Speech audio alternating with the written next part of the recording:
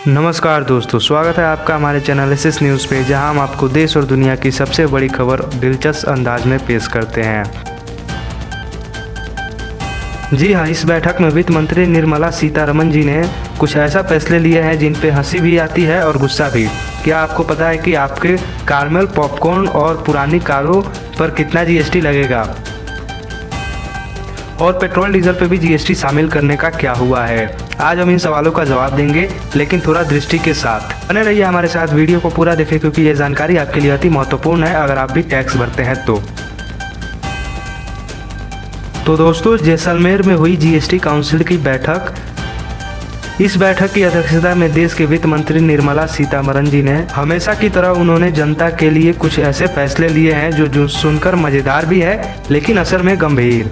आइए विस्तार से जानते हैं इस बैठक में निर्मला सीतारमण जी ने क्या बातें बताई है। निर्मला जी ने कहा था कि हम जानते हैं जनता की भलाई के लिए ये फैसले ले रहे हैं, लेकिन दोस्तों लगता है कि ये भलाई का मतलब सिर्फ सरकार का जेब भरना तक ही सीमित है। आइए निर्मला सीतारमण जी ने आपको जीएसटी के लिए क्या फैसले सुनाई और जीएसटी के लिए क्या नई नियम लागू की है। न्यू ईयर 2025 के लिए, नया साल 2025 से ये तमाम जीएसटी फैसले लागू हो जाएंगे और आपको भी ये जानना अति आवश्यक है। तो दोस्तों, पहले फैसले की अगर बात की जाए तो दोस्तों इलेक्ट्रिक वाहन पर जीएसटी। ये दोस्तों पहला बड़ा फैसला लिया गया है कि प्रयुक्त इलेक्ट्रिक वाहनों पर 18% जीएसटी लगेगा। निर्मला जी ने कहा है कि हम हरित परिवहन को बढ़ावा दे रहे हैं, लेकिन दोस्तों क्या आप सोच रहे हैं कि हरित परिवहन को बढ़ावा देने के नाम पर सरकार कैसे पैसा बना रही है? या जनता के लिए ये फैसले वाकई में फ़ायदेमंद है या सिर्फ ये एक तरीका है कर बढ़ाने का? आइए दूसरे फैसले की बात करें जो निर्मला जी ने लिया है, जो कि है कैरमल पॉपकॉर्न पर 18% जीएसटी। जी हाँ दोस्तों, अब बात करते हैं उस फैसले की जिसने सबसे ज़्यादा चर्चा बटोरी है। दोस्तों, कैरमल पॉपकॉर्न पर अब 18% जीएसटी लगाया जाएगा।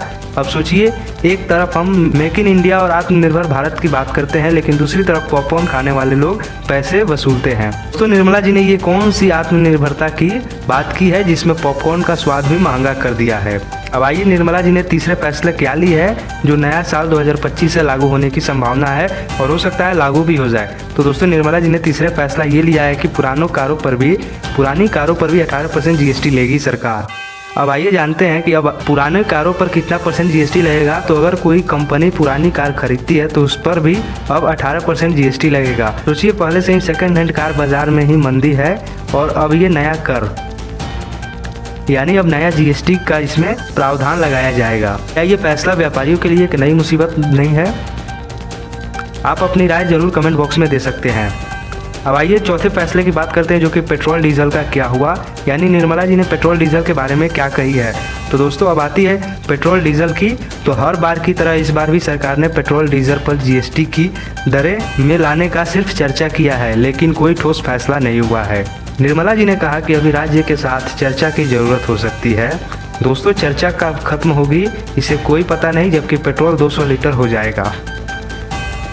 और वित्त मंत्री ने ये बड़ा बयान दिया है, यानी दोस्तों वित्त मंत्री निर्मला सीतारमण जी ने बड़ा बयान देते हुए ये कहा है कि हमें ये फैसले जनता और व्यापारियों के हित के लिए लिया है। हमारा उद्देश्य कर प्रणाली को सरल और पारदर्शी बनाना है। दोस्तों, सरल और पारदर्शी। दोस्तों, क्या आप इससे सहमत हैं?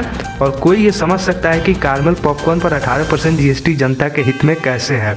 आप अपनी राय जरूर कमेंट बॉक्स में कमेंट कर सकते हैं और अपने विचारों को रख सकते हैं। साथियों, एक व्यक्ति कहता है हमने सोचा था कि पेट्रोल डीजल सस्ता हो जाएगा, लेकिन यहाँ तो पॉपकॉर्न पर भी महंगाई बढ़ गई और पॉपकॉर्न भी महंगा हो गया और उस पर जीएसटी भी लगने लगा। राजनीतिक विशेषज्ञों का कहना है कि ये फैसले सरकार के राजस्व को बढ़ाने के लिए है। हरित परिवहन को सरल प्रणाली के नाम पर जनता से पैसे वसूले जा रहे हैं। क्या ये सही है कि सरकार अपनी नीतियों को बोझ आम आदमी पर डाल रही है? या सरकार सचमुच आम आदमियों के हित के लिए सोच रही है या फिर आम आदमी को गरीबी में ढकेल रही है? ये तो सरकार ही जाने और जनता की इस पे क्या प्रतिक्रिया है जनता अपना जानती है। दोस्तों, जीएसटी काउंसिल की इस बैठक ने कई सवालों को खड़े कर दिए हैं। क्या ये फैसले वाकई जनता के हित में हैं या यह सिर्फ एक तरीका है राजस्व बढ़ाने का? सोचिए, जब आप अगली बार पॉपकॉर्न खरीदेंगे तो क्या आपको उसका स्वाद उतना ही अच्छा लगेगा जितना पहले लगता था? आप अपनी राय कमेंट बॉक्स में दे सकते हैं और वीडियो को ज़्यादा से ज़्यादा शेयर करें। धन्यवाद दोस्तों, आज की खबर यहीं खत्म होती है, जो कि न्यू ईयर 2025 के लिए काफ़ी महत्वपूर्ण खबर थी।